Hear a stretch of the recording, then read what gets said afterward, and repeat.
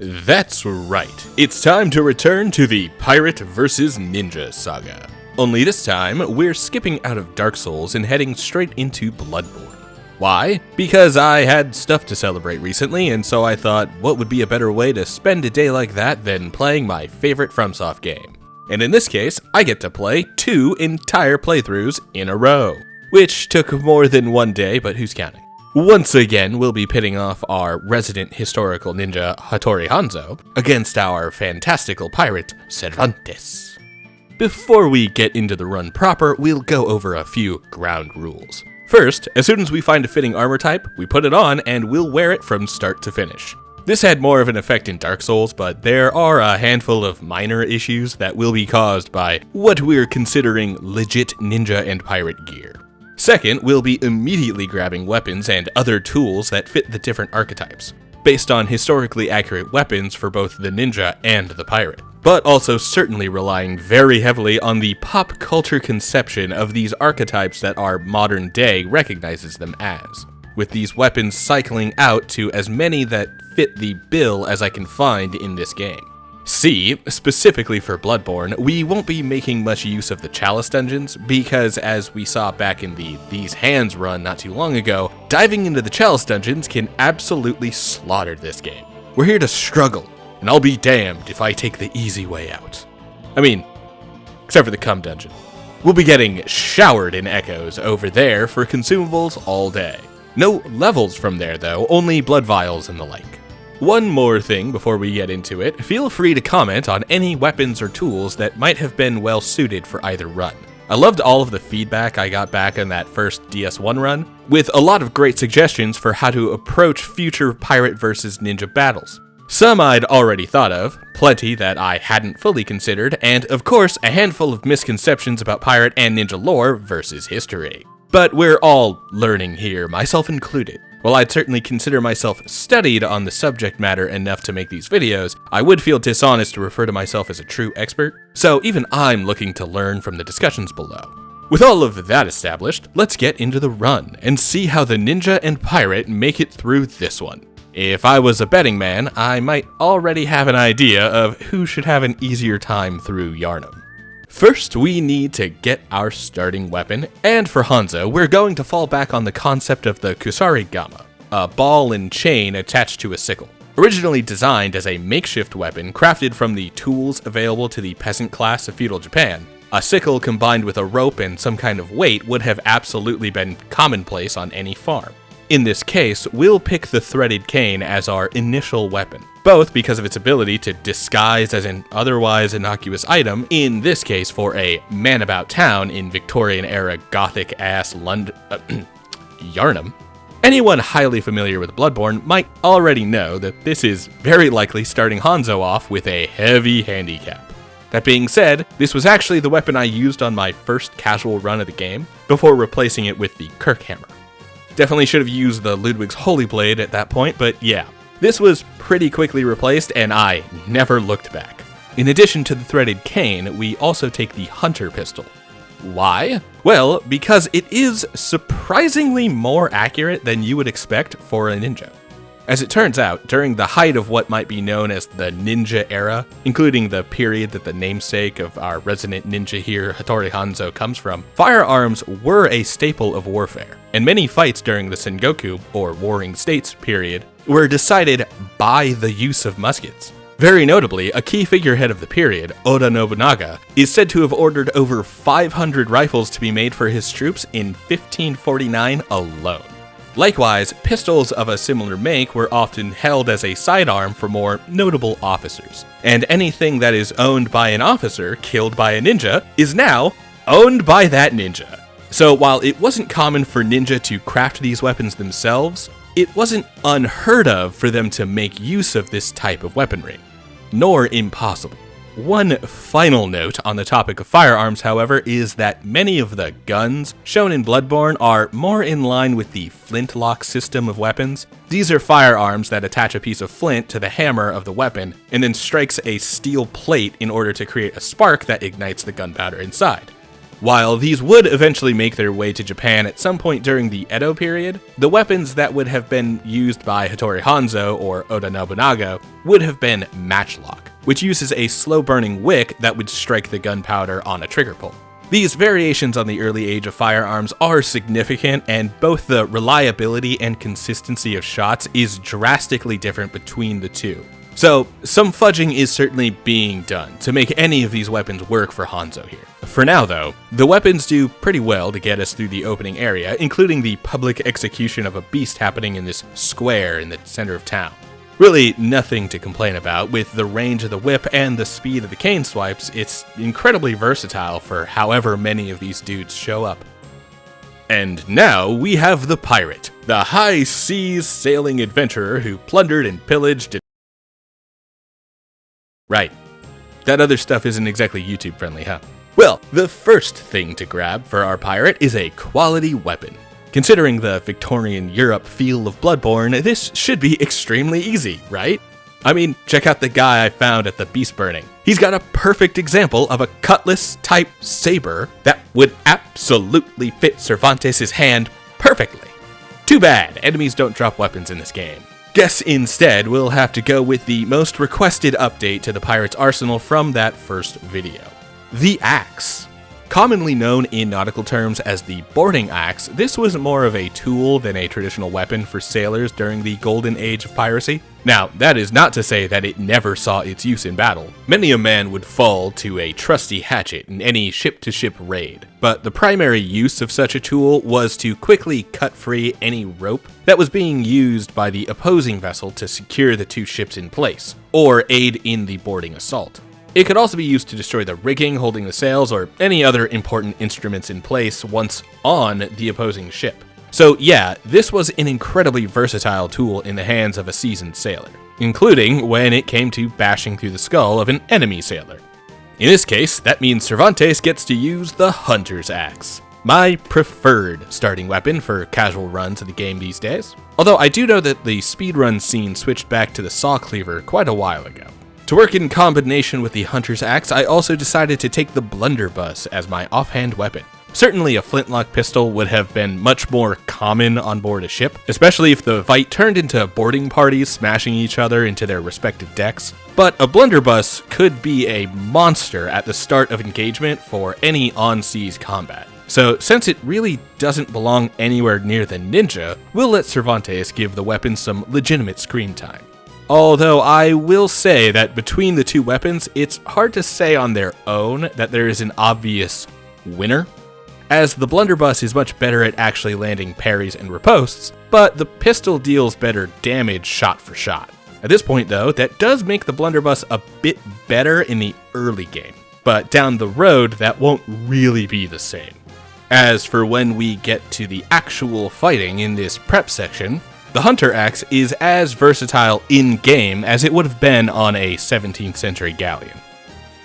Moving forward, we'll be handing out scores for how each of these two runs manage to handle each upcoming boss or location. But while the Hunter's Axe is certainly better than the Threaded Cane, at least in my hands, we won't be awarding any points for gearing up, since both of them were as simple as picking up our starting weapons, then dropping into the sewers to grab some new drip. Although this won't be the final outfit for either Hanzo or Cervantes. Oh, but I did at least find some slightly piratey drip in the form of the Yharnam hunter gear, even if this means giving up the classic frayed edges hunter tricorn hat.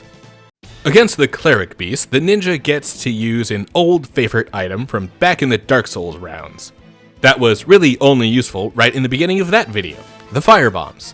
In this case, we don't have the straight-up Heroku Dama this time, with the firebombs of Bloodborne actually being Molotov cocktails, an accelerant stuffed into a glass bottle with a lightable fuse at the top that acts more as an active flame that will eventually ignite the entire device after the glass shatters on contact after being thrown. Fun fact, while the cocktail part of the name has convinced many people that the liquid inside is a high-proof alcohol, especially vodka because of the Russian-sounding name Molotov, both of those are actually false. For one, the Molotov cocktail name comes from Finland, although the development of the weapon itself was used as an anti-tank measure during the Spanish Civil War from 1936 to 1939. The Finnish version was given the term Molotov, or Molotovin, cocktail as an insult to Vyacheslav Molotov, the Soviet foreign minister who helped to orchestrate a pact of non-aggression between Nazi Germany and Stalin's Soviet Union before the outbreak of World War II, that left the Soviet Union with a claim to Finland that Germany would honor as long as they would stay out of the conflicts that would eventually become World War II. So, if not vodka, then what's inside a Molotov cocktail? Well, it's actually... Oh, right. Probably another line we shouldn't cross, huh? Anyway, how do the Molotovs work against the Cleric Beast? Surprisingly well, actually, even when I miss a handful. I mean, check out that stagger. Molotovs are the undisputed champion against this guy, for real, and the oil urns certainly help to maximize the damage, to the point that you could probably kill him with only these. That'd be kinda sick. I wonder if anyone's done it. So like, you saw the situation with Molotovs when fighting as the ninja. The same absolutely goes for Cervantes, only he has the hunter's axe to hammer on with extra damage from the traditional weapon. The RNG is a little worse here, but we still get another stagger with the Molotov. GG easy, Cleric Beast doesn't stand a chance. So, we've got our first score to hand out, and this one has to go to the Molotov cocktail, because that is the MVP against the Cleric Beast. Technically, I might call this one more in favor of the pirate, since historically the Granados that I rationalize as Cervantes' reason for being allowed to use these items actually could be made out of glass on some occasions. However, those used gunpowder, which is certainly not the case for the Molotov cocktail. Again, those are made of... So I won't be granting anyone any gimmies for partial accuracy here. Alright, at this point I've got Father Gas Station down to a science. Nothing about this could possibly take me out as long as I'm making prolific use of the tiny music box. Right? Made it too obvious, huh? And that, folks, is why we don't panic dodge. It always leads to exactly this scenario. Let's run it back, though, because the Threaded Cane has a few interesting specifics that makes it go surprisingly hard on this fight. For one, this is one of those weapons that doesn't charge on R2 in both forms. I'd already run into this on my Claw run way back when that first Bloodborne run I did for this channel came out, so it wasn't too far out of left field when I noticed this. Although it certainly did make me miss a clear visceral opportunity once or twice, since we need to be in cane form in order to get the charge R2 while the boss is reeling from the music box. That being said, the whip mode is a serrated weapon, which deals extra damage to beasts, which does heavy work to take the beast form in the third phase down, absolutely slaughtering Fartcoin once he transforms. This was also partially the case against the Cleric Beast as well, and will come up again for the next few beast-type bosses. And now we're facing off against Petrol Pence with his very own weapons, and I must say, I'm much better with them than he is. The blunderbuss especially makes quick work of the boss's first phase, as it is much better at catching him during attack animations and setting him up for a visceral riposte than the hunter pistol was. Granted, even when I swap from shotgun to another pistol, many of my shots are still on point. I should talk about that new pistol for a second. We've added a new weapon to Cervantes' arsenal after beating Cleric Beast. The repeating pistol, a double-barreled flintlock pistol. Pretty ridiculous, right? Well, actually, there is some historical context to this design. While most multi-barrel flintlocks didn't pop the barrels side to side like a shotgun, instead choosing to rotate multiple barrels to each sit in place to be fired, this was a design that became popular for a short while thanks to their ability to reduce reload times, considering that a trained marksman would still need about 15 seconds to reload and pack a standard single-shot weapon like this. However, they fell out of fashion after far too many wielders found themselves either accidentally firing every round from all barrels at once, it could number as high as 5 for some designs, or the less structurally sound chambers would explode in the shooter's hand, leading to many pirates simply carrying multiple guns at once. And I even have a replica version sold as a pirate accessory. Is it historically accurate? Hell no. But I still strap it into my belt when I head down to the local Ren fair, and it looks badass. Alright, weapon talk out of the way, how do these weapons fare against Liquid Bill? Well, the axe has a much easier time of chunking both the human and beast forms of the boss down, And I even get to flex on him with a nice shot to the back to put the old man down. This one is another really close call, with both fighters going fairly well.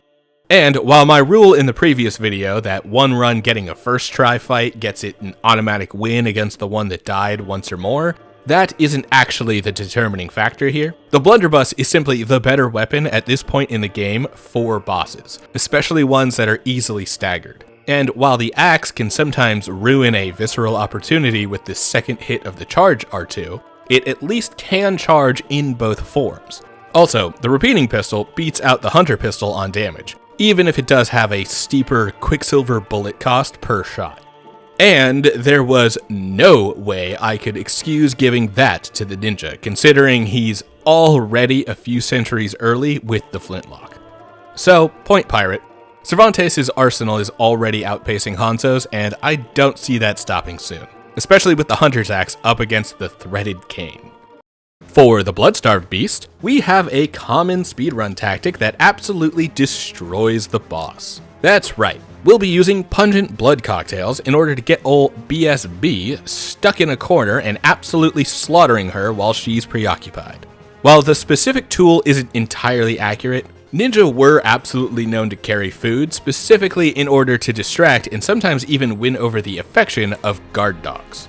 In plenty of cases, it's the cartoon act of throwing a juicy steak off in one direction while the dog runs off to chase it down, letting the ninja through. But the other option was often to visit the dogs in their pens repeatedly, bringing food each time until they built a rapport with the animals so that they wouldn't even bark on the day when the infiltration took place. Because, you know, it causes less of a commotion, and many of these infiltrations were weeks, if not months-long missions, with tons of reconnaissance done before anyone actually started getting killed.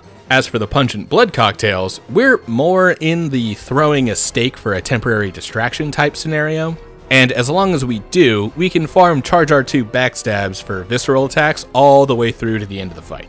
We've also upgraded our threaded cane to +3 by now, so even though its damage leaves something to be desired, it's still up to the task of the Bloodstarved Beast. There is also one new weapon appearing in this part of the fight, the Flame Sprayer, an old favorite left-handed weapon of mine for arcane heavy runs. I wanted to include it as a demonstration of the Katon no Jutsu, or fireball technique, in which ninja would hold up a torch and spray a flammable liquid out over the flame, something that has survived to today in the form of fire spitting shows. However, this will be getting left at the wayside after this fight, since it is a heavily arcane scaling weapon, and making proper use of all of the tools that we need to would require us to spread our build kinda thin without even diving into arcane as it is. We aren't made of blood echoes here. Now, in the case of Cervantes, the animal distraction was equally as useful while moving around on land, where the vast majority of piracy took place, mind you. However, it certainly isn't quite as codified as a pirate-specific technique. That being said, this one does fit the bill for a separate reason, because the blood cocktail is compared to alcohol, with the flavor text claiming that blood flows more freely than wine in Yharnam, with the former being more intoxicating of the two. And if anyone knows anything about pirates, it's their love of alcohol, specifically rum, which would be mixed into grog, the lifeblood of the 17th century sailor. In fact, let's make some grog right now. Alright, we all know the key components, a healthy amount of rum and some limes, throw them in a blender with some ship tar and a tankard of seawater. Mix it all up with a cut that totally didn't destroy my parents' blender and imbibe. Yahar! Now that'll put hair on your chest, or my name ain't Long John von Schlongen Johnson. Oh wait, my name's Prakuza. Fuck. Okay, now for the real recipe. For some legitimate grog, we need 1 part rum, usually measured with what was known as a gill cup, which generally amounts to about a quarter pint. Most sailors in the 17th century, from the British Royal Navy to Spanish privateers, would be given a ration of about half a pint of rum a day, served twice a day, hence the gill cup, a measure of about a quarter pint. This would then be added to a full pint of water and mixed with some amount of citrus, usually from a lime, in order to prevent scurvy. So yeah, that's the secret to grog. It's heavily watered down rum with a splash of lime juice. Basically a lime spritzer without the bubbles. Sorry to ruin the illusion, but pirates were getting twisted on the same thing your mom did on her honeymoon in Miami. But the age of the drunken sailor isn't entirely a myth, as some sailors would save their rum rations for a week at a time, drinking rancid water with nothing to kill the live bacteria and algae that was already growing inside, and then get wasted on the weekend by drinking 3 or more pints of this stuff in a single night. It wasn't the 40% standard we know today, but it was certainly enough to get a few men killed. Working on a ship was tough and dangerous, and getting shit-faced while out at sea could have been a death sentence for anyone needed to work on the upper decks. Heaven forbid a topman start climbing the rigging while he can't see straight. With that settled, how'd the beastie go? Pretty easily. The hunter's axe rips once again. This is another close one where neither really fell into any trouble that wasn't caused by my own stupid fingers or some panicked inputs.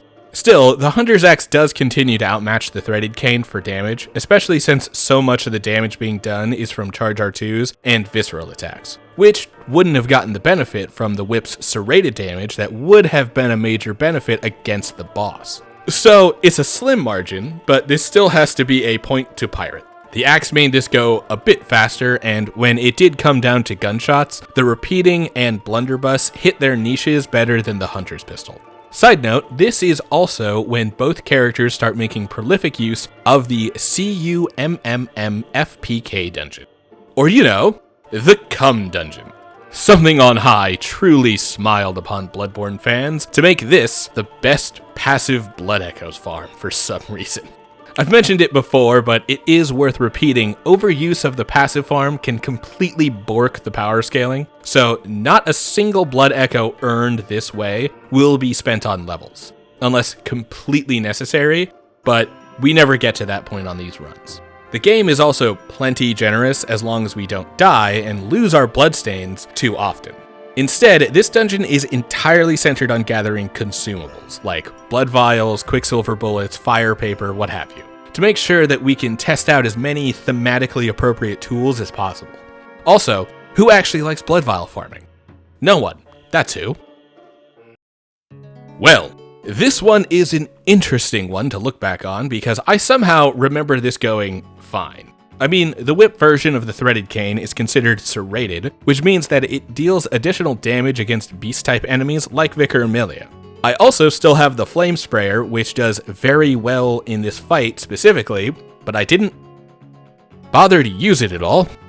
One thing that does change, however, is the new drip, found in the side area of Cathedral Ward that opens up after beating the Bloodstarved Beast. Here, we find the sweaty clothes and rumpled Yharnam hat. We talked about the costume imagery of the ninja back in the DS1 video, but the often seen ideal of the ninja outfit in media isn't exactly accurate to the actual gear worn by ninja during times of war. That's where we land on the sweaty clothes and rumpled Yharnam hat, which is exactly how a ninja would have dressed, because this is the most innocuous, shabby clothing imaginable. These are the clothes of a man that when you see him walking down the street, cane in hand, you don't think twice on him. He's little more than another face in the crowd, because that's what a ninja was for 90% of the time, as they are gathering intel on a neighboring samurai's family dynamic, or making a map of a castle's defenses, or getting close enough to a target with a weapon concealed until it's time to strike. And this is the form that Hanzo will take for the remainder of his time through Yharnam, at least until we arrive to the DLC.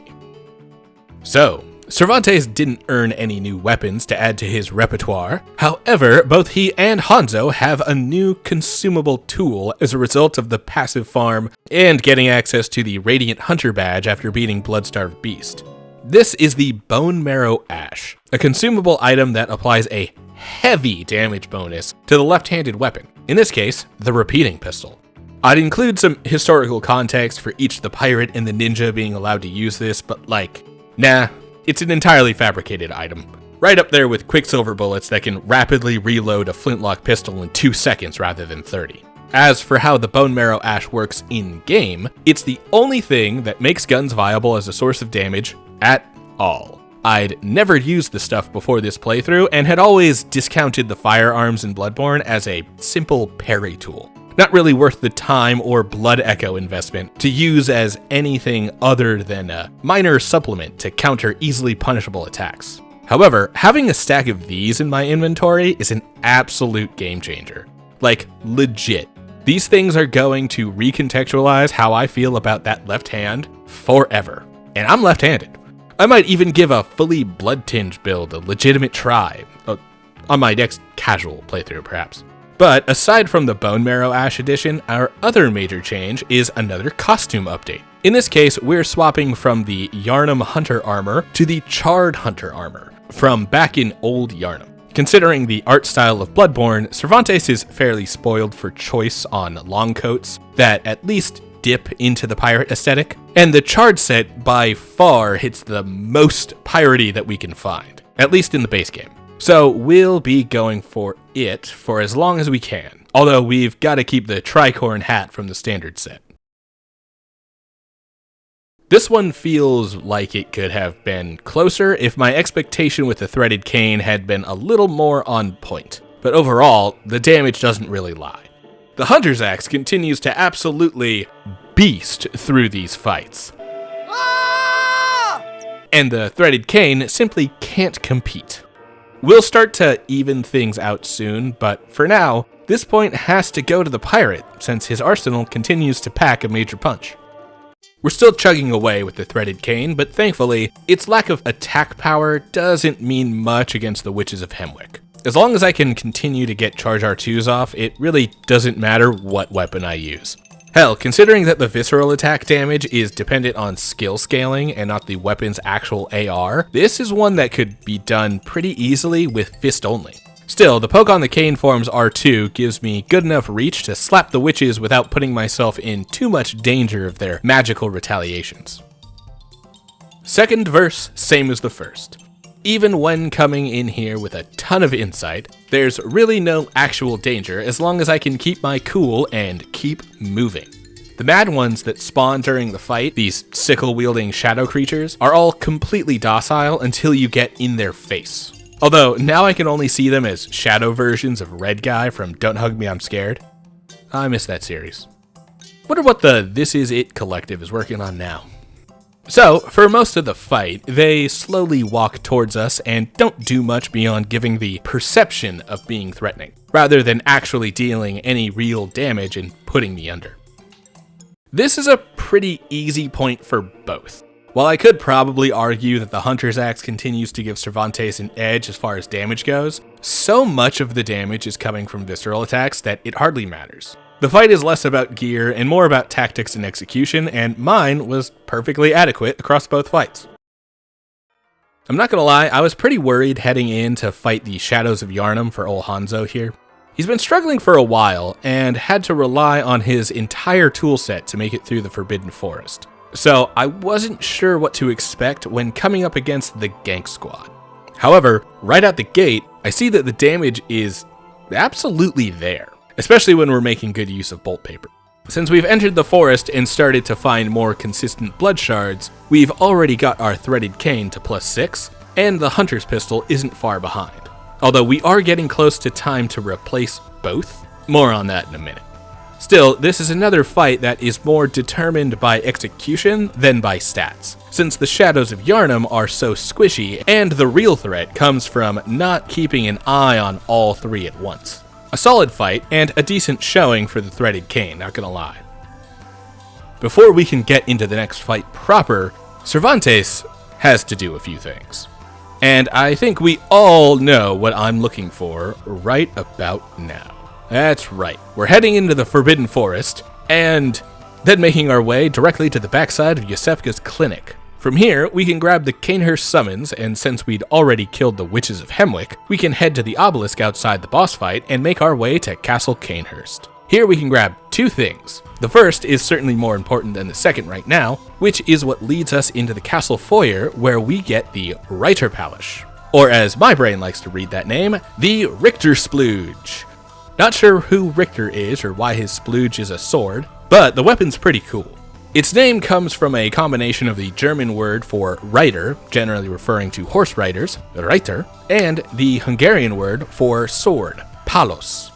Originating in Hungary, this style of weapon became largely popular as a cavalry weapon across Europe in the 17th century, which works for us since that lands it smack dab in the middle of the golden age of piracy. No fudging the numbers with a century or two of divide with the Grossmesser and whatnot like in the last video. The Reiterpaarl is directly pulled from that exact era. Mostly, at least. In this case, the Cainhurst version of the weapon has a uniqueness to it, in that it can transform in order to reveal a gun built directly into the handle. Now, with a proper pirate weapon in hand, it's time to get the boss fight. Oh, we also got the cannon too. It can be found by dropping down from the top area of the midpoint building in Forbidden Forest. Wait, is that the actual upgrade folks were expecting? Because, the cannon is cool, but it kinda sucks. For a lot of reasons, actually, and we'll get to them in a bit. As for the Richter Splooge, it has a short learning curve, especially when it comes to figuring out the best way to use the two combat styles, because the separate forms change the way that the weapon attacks. While in pistol mode, the weapon does quick but low damaging slashes side to side. This mode has better area control and is easier to hit enemies when on the run, and when you aren't facing against them head on. Meanwhile, the extended blade mode deals highly damaging thrusts, which are slower than the slashes, but not exactly what I'd call sluggish. It's definitely a quick weapon no matter what. And the cannon is a cannon. It deals decent damage in a single shot, but costs 12 Quicksilver bullets each time. The explosion can also hit multiple enemies at once, but it does leave more to be desired on that front. Altogether, I very much enjoy the Reiterpaarl as an upgrade for the melee weapon. Not a huge fan of the cannon right now. It pains me to say this about the first fight where the pirate gets a weapon that might actually be considered accurate, but the learning curve on the Reiterpaarl is surprisingly steep. And while the thrust attacks can be powerful, they have a tendency to miss, especially when doing running attacks, the bread and butter of any Souls-like game. So yeah, the Threaded Cane actually gets this one for a more versatile moveset that is better at catching the shadows and holding them in place to deal significant damage regardless of its form. In that case, point to Ninja for being the surprisingly better pick against smaller humanoid enemies. That drop into Rom's arena has become such a classic these days, even making its way into moderately Souls-like titles. Gotta love it. The fight, on the other hand, not so much. Rom herself can be kind of a pill, and the Threaded Cane doesn't have the DPS to break her in the first phase. Very few weapons do, actually. From there, though, the fight is a methodical set of hit and runs, spending most of phases 2 and 3 dodging the spider babies and trying not to get smashed by Rom's magic, which doesn't always go wonderfully. It isn't a tough fight exactly, but damn if it doesn't drag itself out. Especially when we get all the way to the end, only to die at the last second. In our second attempt, we go for a little Beast Blood pellet comboing, and it does let us skip directly to phase 3, but again, the Threaded Cane doesn't exactly have the best damage or stagger potential to one cycle wrong. Granted, that could be more of an execution than the actual weapon itself, as I'm not really all that familiar with the Beast Blood pellet method. Although, the Beast Blood pellets are a great way to talk quickly about another ninja tool, and this is basically the last time I use them, so we can talk about it now. Hyorugan were a military ration given to ninja during elongated missions. They were ideally meant to pack a ton of nutrients into as small of a container as possible. The basic recipe involves mashing together several grains, fruits, and other such ingredients, and fermenting it in sake for up to 3 years. If I had any kind of foresight, I might have bothered to prepare this a year before I even started my channel. But I don't, and I didn't. Regardless, these rations are one of those pieces of real history that has been heavily distorted by pop culture depictions of ninja, ranging from a single pellet feeding a person for a week or a month at a time, to offering secret super ninja powers, like increased strength and lighter footsteps based on the blend of ingredients. This is where we find the Beast Blood pellets that seem to be similar rations, only now fermented in beast blood, giving us extra beastly transformation ability, which means that Hanzo will both deal and receive extra damage based on how the meter at the top fills. It comes in handy sometimes, but the risk requires quality, careful control of the hunter, which I do not have. So that sits on the same shelf as the RTSR and various FromSoft hyper modes for me. I'd hoped that the cannon might prove more useful against Rom here, especially with the smaller spiders she summons, but it isn't exactly doing the numbers I'd hoped for. Not only does the AoE on the blast barely hit 2 spiders at a time, the Bone Marrow Ash doesn't even pump the damage high enough to kill them in a single shot, especially not from the front. Still, this is another of those fights that is less about the weapon and way more about patience and execution. I mean, unless you can get the 1 cycle. So instead, let's take this time to explain exactly why I picked the Reiterpallasch as Cervantes' primary weapon, and it's actually not because of the pistol installed directly into the sword, like the Soul Calibur version of Cervantes' twin swords. As many pointed out before in the comments of the previous video, when struggling to find a truly piratey weapon for Cervantes, pirates actually had a wide variety of weapons, whether they were fighting aboard a galleon or engaging in combat on land. These included everything from the boarding axes mentioned before, to short and small swords, to spears, and even bows and crossbows, although in some of these cases we'd be stretching our definition of piracy to the entire history of the practice, from the medieval age to modern day, in which case we might as well pick up an AK. However, the majority of the weaponry I'm looking for is from what I've mentioned before, the Golden Age of Piracy, a period of time between the 1650s and 1730s, which is to say roughly between the 17th and 18th centuries, following the Age of Discovery, also known as the Age of Sail, as European nations and empires had finished exploring beyond the North Atlantic and Indian Oceans, and were well into the process of colonial expansion during the middle stages of the early modern period. In many cases, engaging in piracy was in opposition to the expanding powers of the countries attempting to expand their reach out across the oceans, with English, French, Spanish, and Portuguese expansion leaving some of the largest marks on the world during these ages of sail and expansion. This time period is where most pirate media we know of comes from, and is where our modern sentiment of the "Arr, yahar, ahoy, matey" type of pirate that the word often brings up.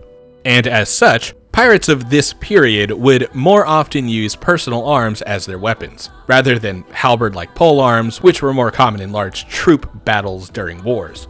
The most common are variations on the small sword or court sword, something that could be held on hand while also maintaining all the everyday hassle of keeping a ship sailing on the high seas. These weapons are most notable for being light, easy to hang on the hip, and having a guard on the hilt.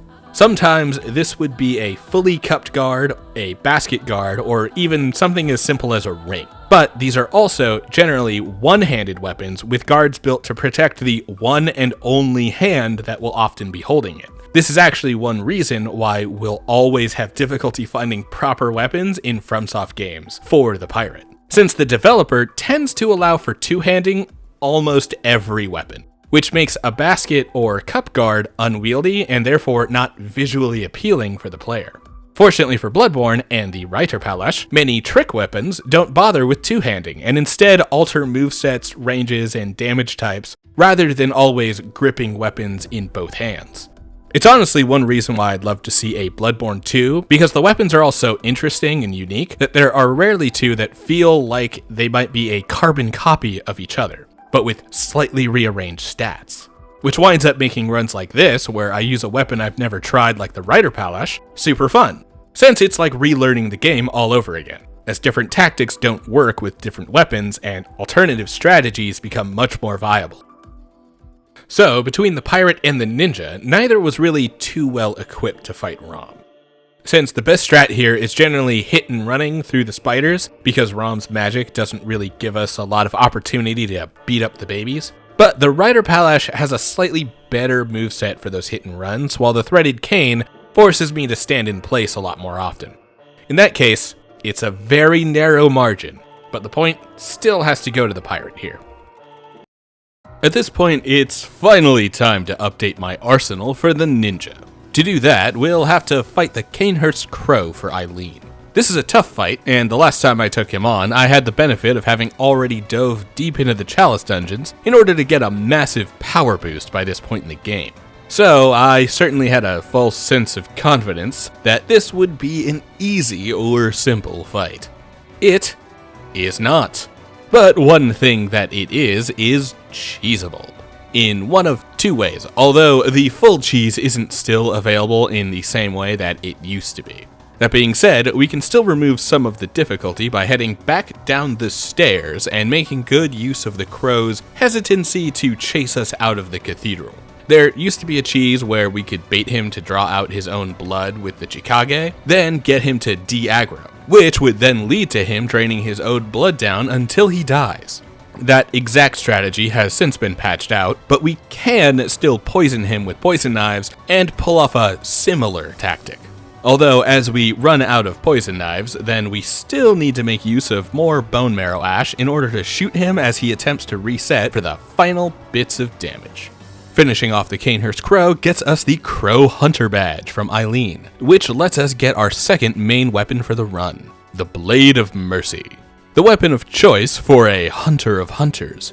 Basically, a stealth assassin's go-to weapon. Perfect for the ninja. This is another first-timer for me, as I've never done a run where I mained the Blade of Mercy. However, I have heard great things about this weapon in the past, so I'm looking forward to using it. While we update our gear, we also need a new pistol. The Hunter's pistol is fine, but clearly it isn't the best that these weapons can get. Instead, we can take Hanzo to Canehurst Castle, where we can find a new firearm, the Evelyn. A fantastic weapon, I gotta say. The blood tinge requirement is steep, but it's a late-game weapon and absolutely excels when combined with the bone marrow ash. We can also give both weapons a try against the Hunter trio in Hyperion Jail. This is rarely an easy fight and is honestly one of the worst encounters in the whole game, but the Blade of Mercy and Evelyn do their work, making quick mince of the trio, although they certainly kill me more than once as I attempt them. We've already got most of our pre-DLC setup for Cervantes at this point, but we'll still take the Canehurst Crow down, and if I only show this part of the fight, then it will look like I was the best gamer that ever existed, visceraling him to death before he can even get the heal off. Then I cut to the deaths, and it becomes a little more clear that this wasn't exactly an easy fight. One thing I will note though is that at this point I've finally equipped the Evelyn, and it is also extremely powerful in Cervantes' hands. Yeah, both characters are going to have the same gun from here on out, with the pirate getting the benefit of the cannon on top of that other better pistol. So, things are really going to start coming down to the main hand weapon. For now, the old Richter Splooge does well enough to get us through the Canehurst Crow and even the Hyperion Jail trio, although I definitely needed more resets as the pirate than the ninja. So, certainly a tough set of fights. It feels odd to give a score to what is essentially a gear update, but I can't ignore the difficulty of the NPC fights simply because they lack a boss health bar.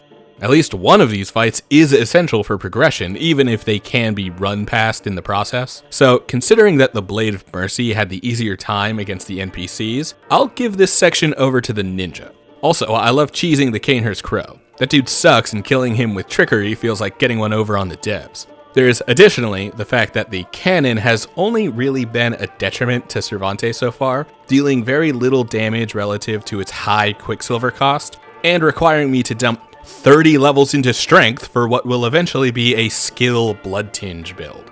He deserves to lose at least 1 point for forcing me to pick up that weapon alone. Point ninja. Alright, we've got our first boss fight with the Blade of Mercy, and it's Darkbeast Paarl, probably the worst enemy for this type of fight.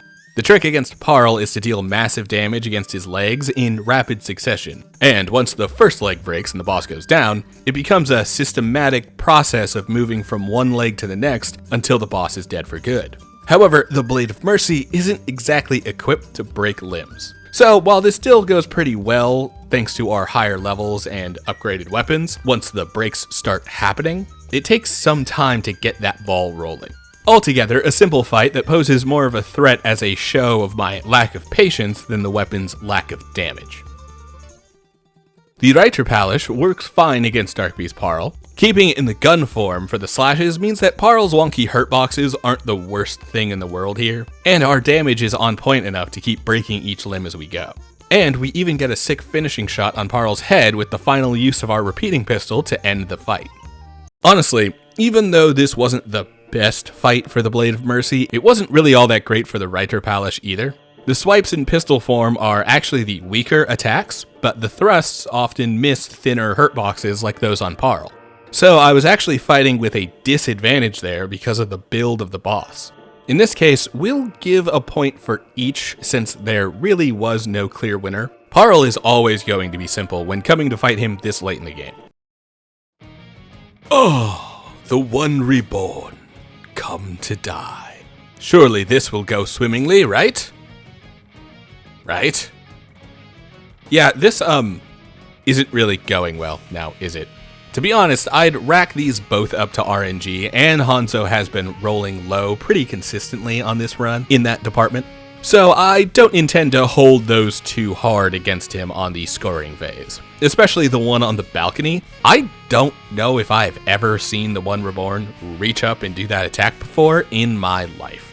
Regardless, we've got some time while we slash at this dude's ankles. So let's talk about why we've chosen the Blade of Mercy as our second weapon of the run. Well, it's because of the humble Tanto, a Japanese dagger often forged without the curve that would normally denote the other variations of the katana at various sizes. These were often carried by samurai more as a tool than for combat, though there is a martial arts style named after the weapon that primarily uses it, known as Tanto Jutsu. For ninja, it was one of many weapons that could be easily concealed on one's person before being quickly drawn and used to kill an assassination target. Not always a clean affair, but the concealment allows for more discreet attacks that wouldn't have been possible wherever more tool-like weapons like the Kusarigama would draw too much attention. And with our own failed assassination attempts down, we do finally bring the One Reborn to his knees. Well, right away, the RNG goes much better this time, and the Micolash is pretty fine at dealing with the major strat of killing the One Reborn. It's honestly the same strat as against Paarl, and Amelia, and even the Cleric Beast. Pretty much any boss with breakable limbs, in fact.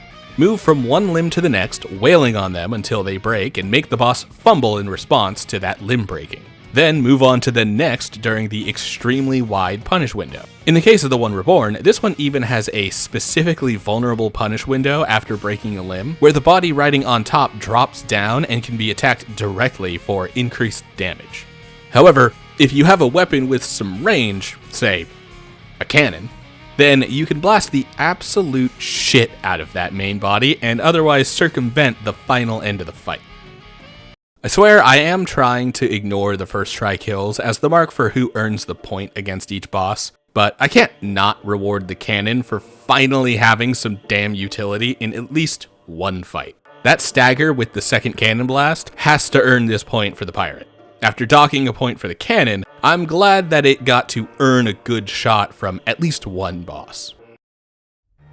The key to a good Amygdala fight is usually to use something that can attack vertically and reach high enough to hit the boss in the head. Considering that the Blade of Mercy barely has any range, this is not the weapon for the job. However, that doesn't mean that Hanzo lacks a weapon that'll knock this bitch and or bastard out. That's right. It's time for the Evelyn to truly shine. Thanks again to the Bone Marrow Ash, our gun manages to pop off as the true MVP of the fight. Let's see Cervantes beat that. Fuck.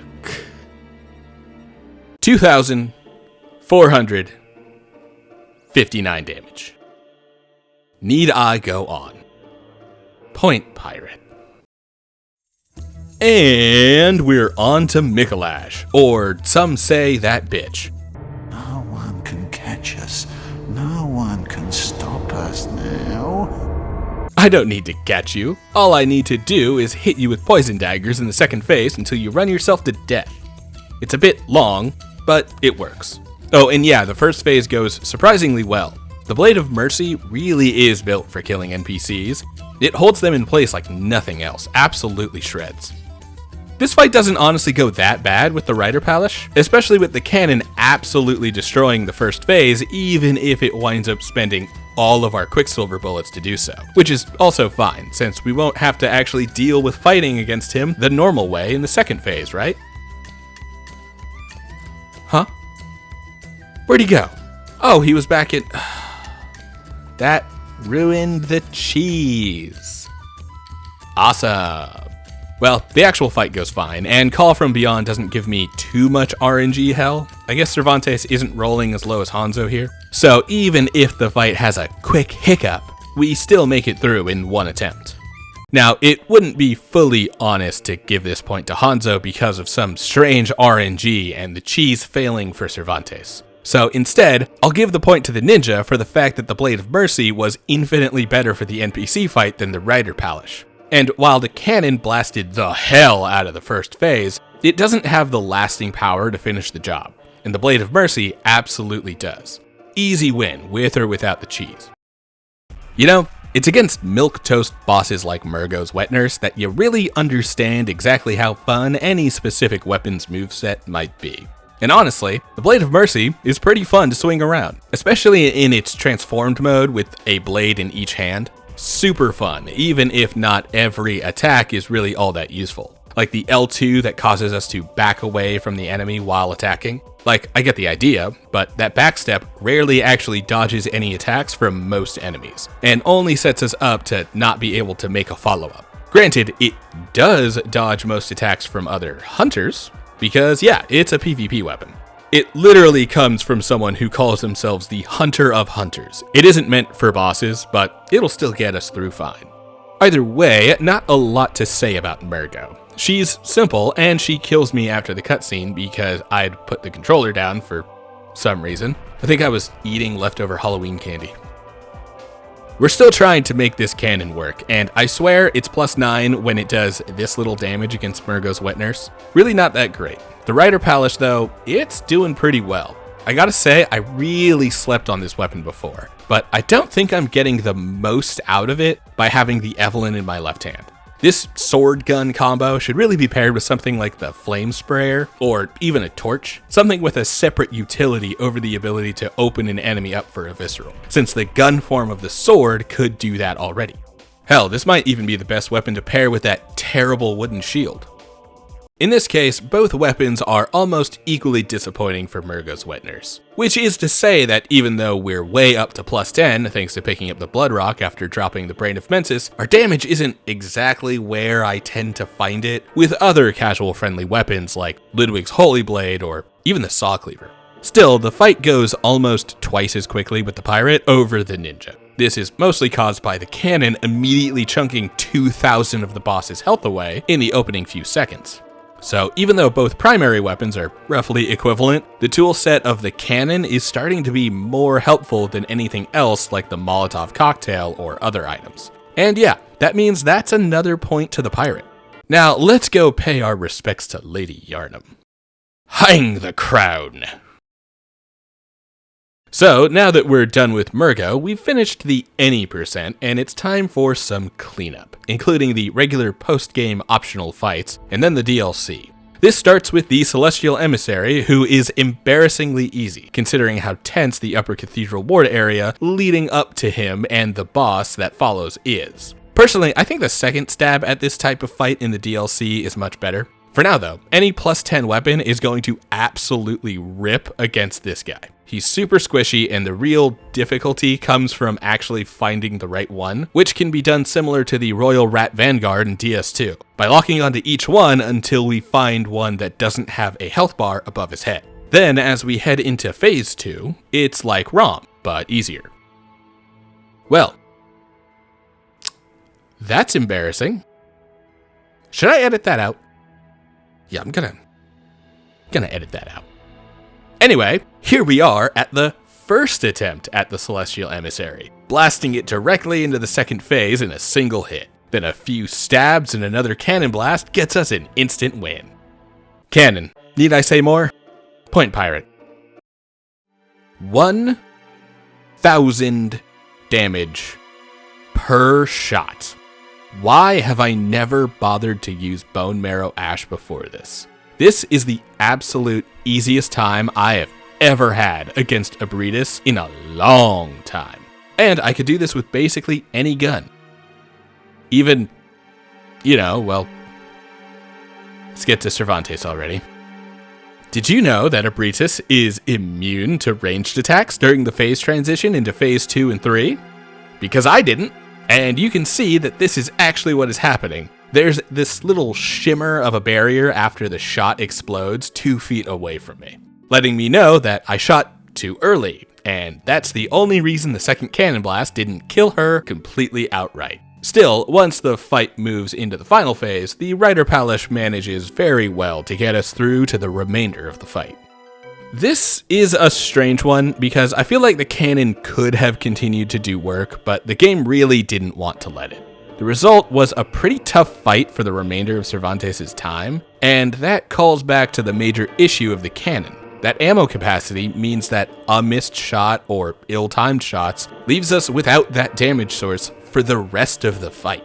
So yeah, that tips the scale in Hanzo's favor, because his build is much more versatile and doesn't have the same all-or-nothing problem that Cervantes does. Point Ninja. Honest win to the slow and steady pace. To finish off the cleanup, we've got Martyr Logarius. It's fine. Again, the Blade of Mercy is great for killing NPCs and ordinary hunters. Granted, Logarius hardly counts as an ordinary hunter. Still, he has a similar stagger resistance as most NPCs, at least in the first phase, and that part of the fight goes nice and easy. What doesn't go easy is phase 2, which naturally starts with me failing to make my way out of range of the transition pulse. And gets even worse as we go, because I'd saved most of my Blood Marrow Ash for this phase and completely forgot that he is otherwise immune to projectile weapons, because he gets that stinky wind blowing at his ass that sends everything from Molotovs to my Evelyn shots flying off anywhere but my intended target, as if From Software aiming wasn't already toxic on its own. But the Blade of Mercy continues to do its job, and eventually we get through the fight and can unlock the way to the Queen's audience chamber. More on that after the pirate.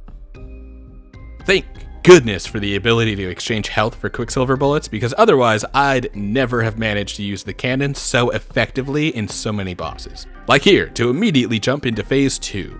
Now, what do you think the chances are of me actually outpositioning the transition pulse this time? I'd have given it about a 80%, seeing as how I was thinking of it at the time and had already done this on the ninja only days before this. There might be something wrong with my brain. Now that we're in the second phase though, the Rider Palace is actually doing pretty well. It still doesn't have the best damage I've ever seen, but I really do love the thrusting combo when in its standard form. Against bosses like Logarius, it can really chunk away health bars if I can get a full combo in on him. So, before we move on to the score, let's settle what I'm sure at least 20% of y'all have been screaming into your screen since I first showed Cainhurst Castle. It's time to finally pick up the true main weapon for Hanzo, right? Well, no. For several reasons. One, I'm saving the showcase of the Chikage for a future video series that will start running alongside this one very soon. But more importantly, Hanzo got an easy win in the DS1 video by getting the Chaos Blade at ONS, and sweeping through the entire game and its DLC with it. While the weapon is goated and earned its many wins over the Gravelord sword, it really didn't feel all too accurate to give it to the ninja in the first place. Like, going only from the way that media depicts ninjas, both in Western and Eastern made film, it works, but the myth of the katana-wielding ninja is almost entirely a fabrication of media dating all the way back to the Edo period. It was in this time that the idea of the ninja arsenal was developed to include many of the weapons that would have already been expected on stage during Kabuki, No, and Bunraku theater of the time. Similarly, ninja in other visual artworks like paintings and tapestries were also altered to have the all-black outfit and sometimes wield katanas.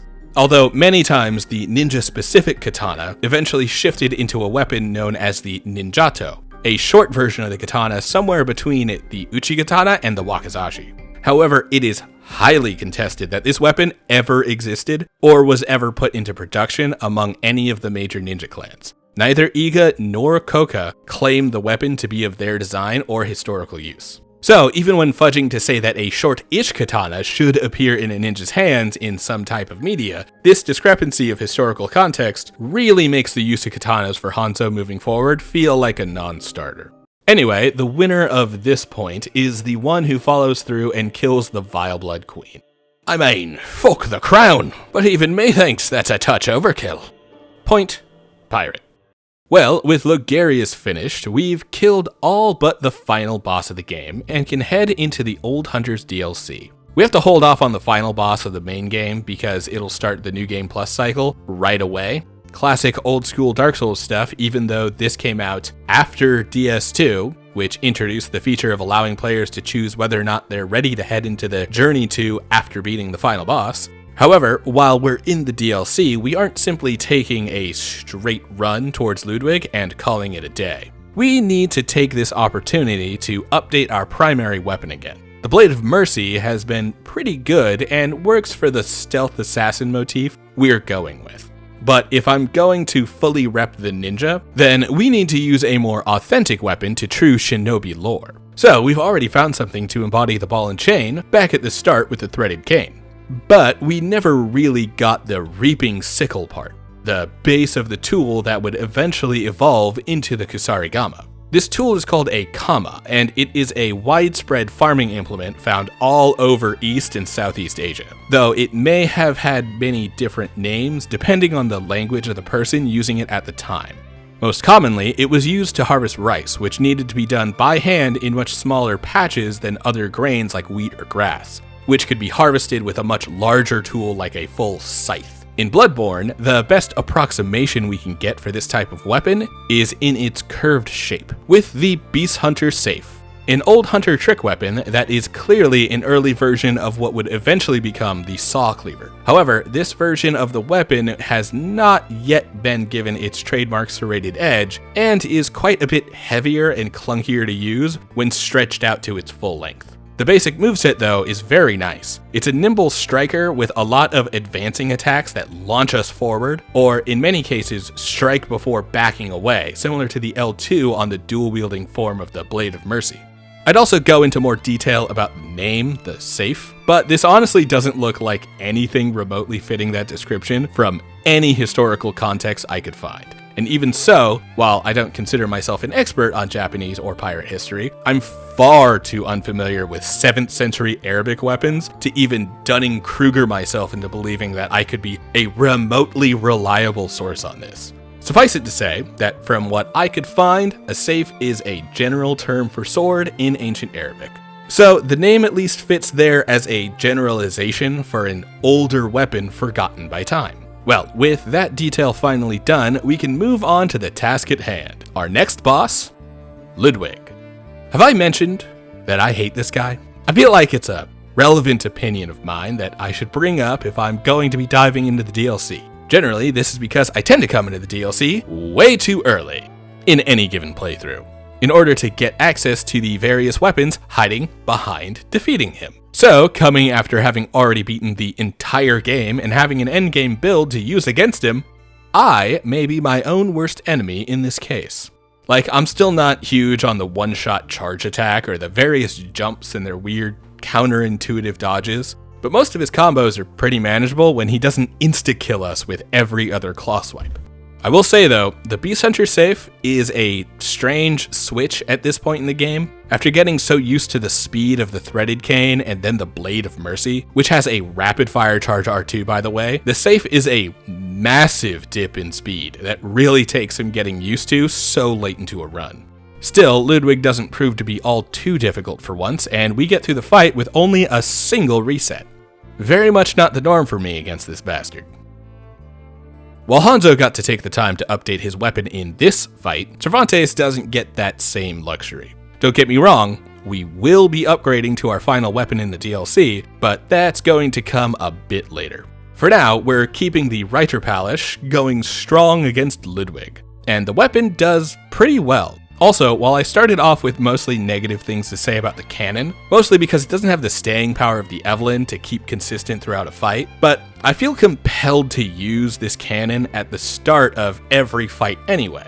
It does a decent job of getting through Ludwig's first phase by absolutely chunking him down to the cutscene trigger with its 2 shots, again empowered by more bone marrow ash. Interesting note about getting through the first phase, by the way, that's the one I have the most trouble with. Somehow, the second phase comes incredibly naturally to me, and once I get in there, it's a pretty easy task to take Ludwig down. I am far too attuned with the Moonlight Greatsword after all these years, for anyone to ever beat me with it. That sorry fool. He had more of a chance without the weapon. As much as I'd love to give the Beast Hunter safe its first win to solidify its reasoning for being in the fight, the cannon continues to surprise me with how useful it is at blasting through each boss's early phases. Don't get me wrong, it didn't feel like the cannon was really doing all that much work at the time, doing far less than you'd expect from launching an exploding cannonball into any dude's face, giant, monster, or otherwise. Still, considering that the first phase is the one that always gives me way more trouble against Ludwig, having the cannon pretty much skip that entire phase means that the remainder of the encounter was a breeze. Point goes to Pirate. With Ludwig gone, it's more than time for Hanzo to finally get some better drip than an old, sweaty shirt and vest. In that case, let's get some Eastern-inspired gear with the Yamamura set. Some of the tinfoil hats like to claim that this was actually the first teaser for Sekiro, since the armor has a similar light brown color scheme and Japanese design as the outfit worn by the protagonist of that game. It certainly isn't a one-to-one match, but it has still fueled some speculation within folks looking for clues in the DLC of other games to predict what From Software has planned next. Looking backwards though, many have connected the dots between Marvelous Chester in the DS1 DLC to the Hunters of Bloodborne, since he wears a similar long coat and top hat to a hunter outfit that can be found in Cathedral Ward. Likewise, the first DS3 DLC, Ashes of Ariandel, includes several Viking-inspired enemies and similarly designed armor, with Elden Ring later being inspired by Norse mythology. I don't know how much I subscribe to that thought process, but finding patterns can be fun, as long as you aren't getting heated about it and ruining anyone else's good time. Anyway, with the new fit established, we can start fighting the Living Failures. I mentioned it before against the Celestial Emissary, but I actually prefer this attempt at a similar type of fight, with multiple of these alien-looking dudes. Having a bunch of mid-tier bosses that share a health bar is always a winner in my book. It has the perfect hook of slow, easily trackable progress with periodic little dopamine hits every time one of the various clones goes down. A better Skinner box than any loot crate, I'll tell you that much. As for Hanzo's current equipment, the safe does fine, and the Evelyn with Bone Marrow Ash really helps me pepper in some extra damage from a distance, while I try not to get overwhelmed by the group. Otherwise, any weapon with a decent charge R2 can make it through this fight pretty easily.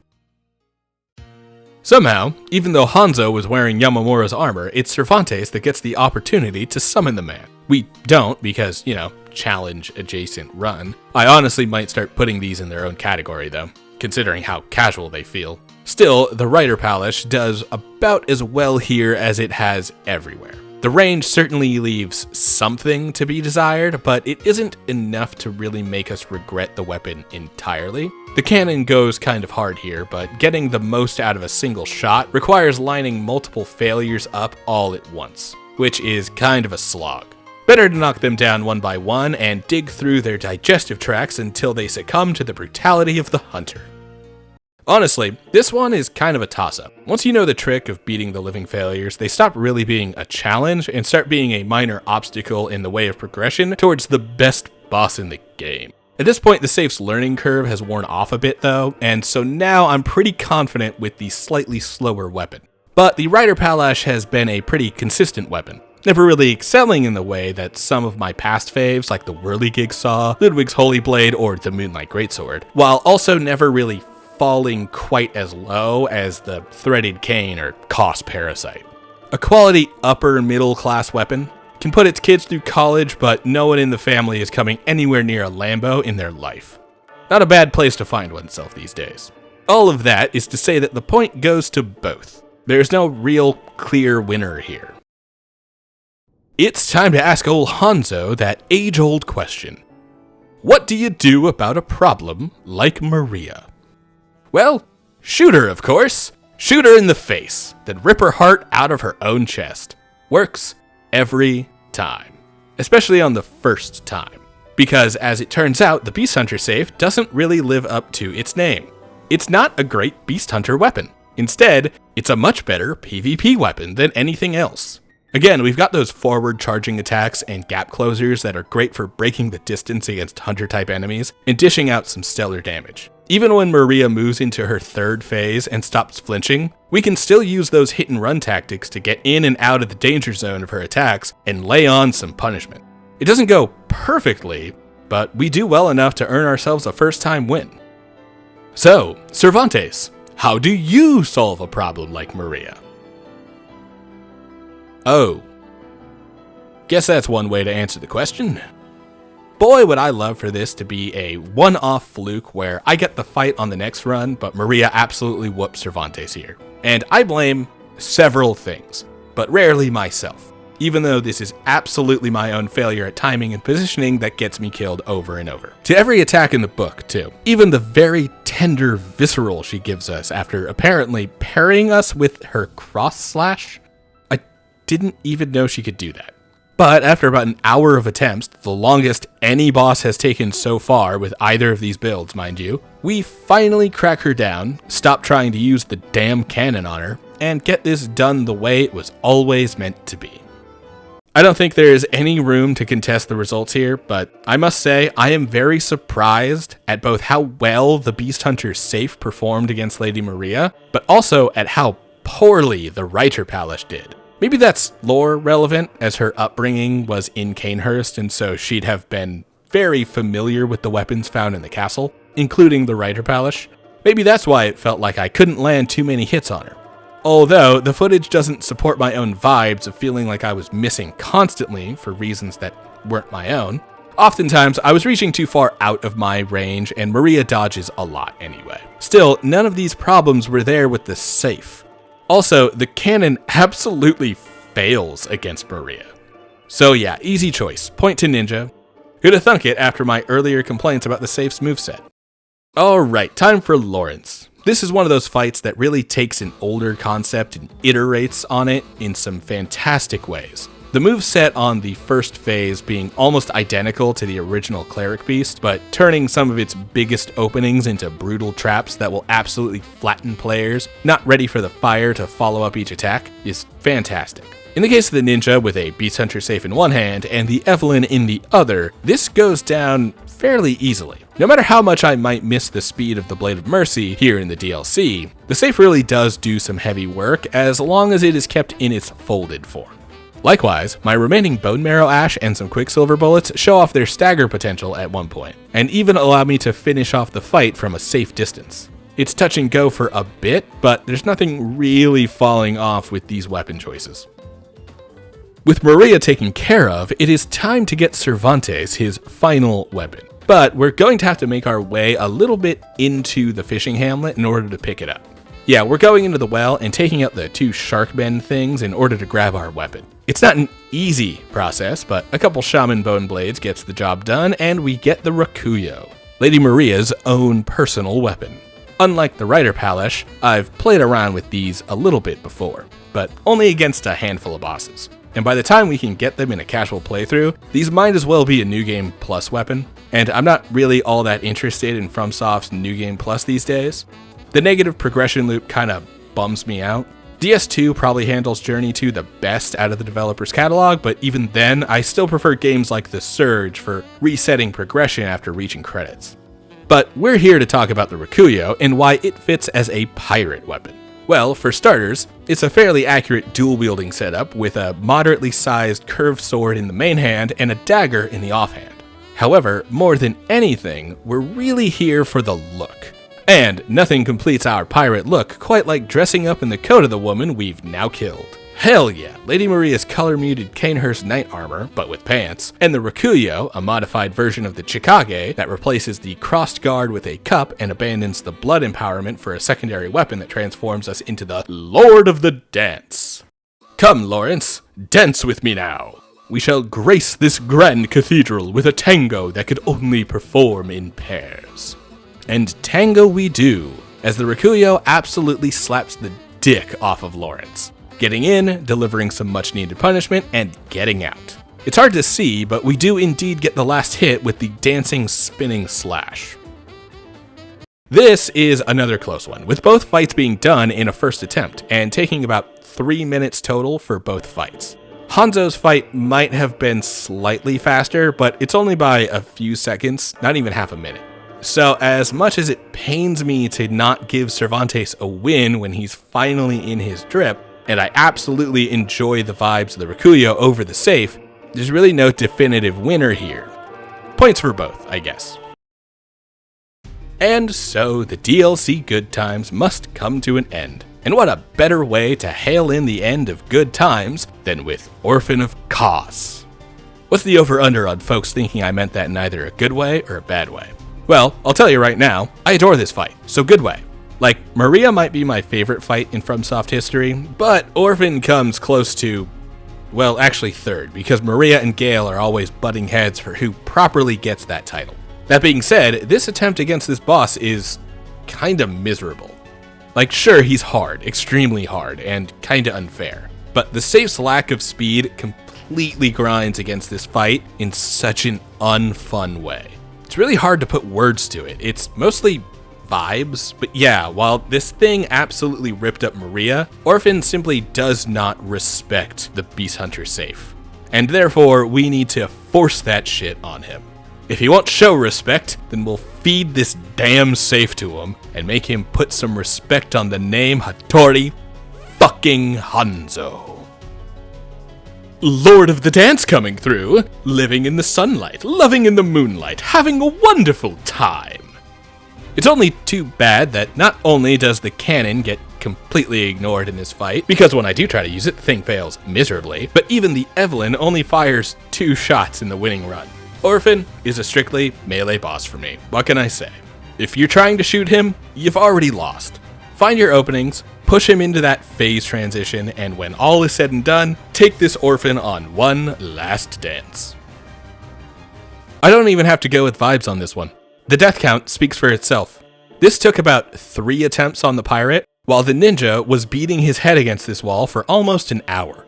Not that long in the grand scheme, definitely an improvement from the 5 hours it took me the first time I ever fought Orphan, but at this point, I know this fight back and forth, and it was still a slog with the Beast Hunter safe. It's a fine weapon, but I do not like it here. And with one more twirling dervish, we take out the Shadow of Kos and her fallen child and can move on to the finale. Point to pirate. We're coming, Gherman. Sorry to make you wait so long. Honestly, I've got pretty high hopes for Hanzo here. Both the Blade of Mercy and the Safe have been decent against humanoid-type bosses and enemies, even if they're not exactly other hunter NPCs. These weapons still excel in these exact scenarios. And against Gherman, the Scythe doesn't disappoint. This was quite the turnaround, actually, after being brutalized by Orphan. It's almost a weight off my shoulders to get through Gherman in a single attempt. Who would have guessed that this weapon would actually be pretty incredible against anything except for the single hardest fight in the entire fucking game? So, a funny thing happened here against Gherman, and it's not the fact that he killed me once. That, kids, is called greed. So I guess that was funny, but not the thing I'm talking about. The actual funny thing happened when I beat Gherman for the first time as Cervantes. Yes. The first time. Because as it turns out, as I watched him die and the cutscene prepped to load, I realized something rather important and had to quit out as fast as I could before I completely borked the end of this run. See, Gherman isn't actually the final boss, not in the full run, but getting the final boss takes a few extra steps, many of which I'd already done. All but one. I'd gathered up all of the 1/3 umbilical cords, held them in my inventory all the way up until this final confrontation, and forgot to eat them. So, after a quick reload, I gobbled up the cords and do the fight again. I got the hang of it now, so it isn't a problem. The biggest boon here is to save most of our Quicksilver bullets until the later phases. Getting some range hits with either the cannon or the Evelyn helps to bash down Gherman's toughest phases, where he stops flinching against every other attack. Once again, Bone Marrow Ash goes hard. I mean, what do you expect from the score? Not only did Hanzo beat Gherman on his first try, Cervantes was too wasted on a week's worth of grog to remember that he needed to eat some umbilical cords until the very end. Literally, seconds away from having to do this entire run over again in order to get back to fight the actual final boss. Now, I understand that this might be a me problem, and we're now unnecessarily punishing Cervantes for something I did. However, consider this. I have the microphone and the editing software and the keyboard typing out this script. So what I say goes, and I say that this point goes to Ninja, and 1 negative point to Prakuza's brain. Hey, that's me. Alright, we're finally here. Moon Presence. A simple, by-the-numbers boss fight that couldn't possibly cause me any harm. Oh no, I died to Moon Presence. However will I live this down? I can't show my face around the other challenge runners ever again. Wait, no one else knows who I am. Well, at least I've got that going for me. But hey, let's make the best out of this bad situation. Because if the safe is meant to be our representative of the Kama section of the Kusarigama, then how can we possibly pass up an actual scythe? That's right, we're picking up the Burial Blade, a weapon that normally can only be obtained in New Game Plus since it drops off of Gherman. However, if you kill Gherman and then fail to kill the Moon Presence, then you're given a chance to head back to the Bath Messenger shop and buy the Burial Blade now. We also get a neat view of Moon Presence that only happens if you die to him. I've actually heard her for this boss before. Might be neat. Being female could make creating offspring uniquely difficult for this old one, considering that none of them can have children themselves and therefore need to find vessels like Ariana back in Cathedral Ward to carry their children for them. But I digress. The point of the matter here is that we'll now be using the scythe that I'd already associated differently than the sickle type of tool that the Kama really was. But hey, if a transforming scythe that could be wielded in either full form or as a one-handed short sword is good enough for Neo 2 to call it Ninja, then it's good enough for me. Now, the real question is, how does the Burial Blade work against Moon Presence? Well, for one, it's Moon Presence. Was anyone ever really afraid of this? And 2, the Burial Blade is absolutely sick. One of the best weapons in the game and absolutely deserves to be available for more than a New Game Plus run. I would love a full run with this. Maybe one day if I can afford the save wizard, I'll give it a try. Although, I do feel like Can You Beat X from Software game with Scythe only is someone else's territory, and I'm not looking to step on anyone's toes. Hey, remember how I made a whole big deal about how embarrassing dying to Moon Presence would be, and how it was clearly a bit and I had died on purpose in order to get Hanzo's final weapon, the Burial Blade? Yes, Cervantes already had his final gear, so what the fuck? Almost makes me want to scream. Titus, would you do the honors? Ah! Yeah, that's better. By the way, want to know why I died here? It's because the Rakuyo is too good. See, normally after doing the Sin Harvest / Descend Heartless Angel attack, depending on how your brain's wired, Moon Presence drops into a long recovery, which often gives us plenty of time to get enough hits off to almost fully recover our health without needing a blood vial. But because the Rakuyo is so absolutely goated, it instead breaks Moon Presence's stance, allowing the boss to recover faster and retaliate before we can claw our health back through punishing and relying on the blood rally. Now, you could say that the biggest problem here is really my own lack of control to determine if Moon Presence was going to stagger, especially after taking a shot to their face and not simply using 3 blood vials in the time I had available. Well, on the rematch, that is exactly what I do. When my health drains, instead of greeting, we keep our cool, we don't let the boss get to us, and we spam blood vials until we're healthy again. Moon Presence is plenty squishy to go down whether we punish that moment or not, but as a final farewell fuck you, we also missed the cannon shot that should have ended it in style. So, in scoring for this final round, it's gotta go back to the Ninja. Not because of the death or any of Cervantes' execution, it comes down to the Burial Blade honestly deserving the win, and this being its only chance. Both weapons absolutely kick Moon Presence's teeth in, but the Burial Blade has the better vibes. It's big and impractical and doesn't resemble the Kama at all, but it's epic and it deserves a win for Rule of Cool. Final point goes to Ninja. Alright, with all of that finished, it's final scoring time. Now, for those trying to keep along at home, let's see how well you did. Because our final total comes out to 11 points for the ninja, putting Hanzo in second place this time, compared to our pirate Cervantes, who ends the day with 15 points. Plus an extra point for the Molotov cocktails, and a negative point for my own rotting brain. Awesome. Glad that's cemented in the annals of history for all time. So, most of this difference actually came down to the initial choice of the Hunter's Axe versus the Threaded Cane.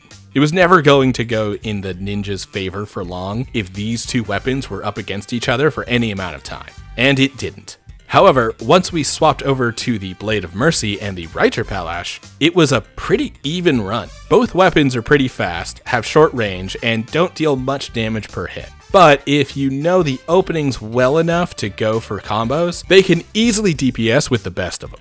I have to say, reviewing the footage also certainly changed some of the results compared to if I'd gone purely on vibes. For one, a lot of the even scores probably would have gone to Pirate originally, because I have a bit of a bias in that direction.